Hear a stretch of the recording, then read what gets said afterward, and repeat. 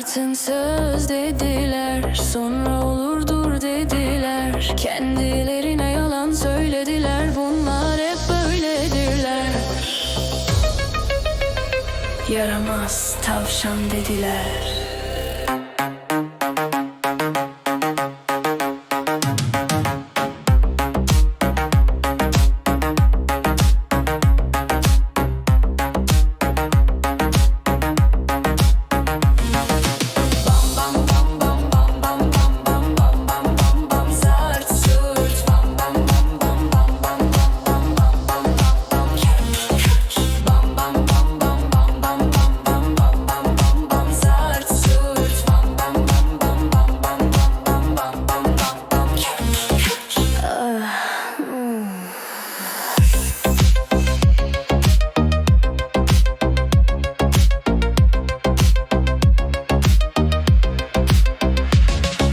Kimseye hesap vermem, telefona cevap vermem. Kendimi iyi hissetmem, adam gibi isteyene yok demem.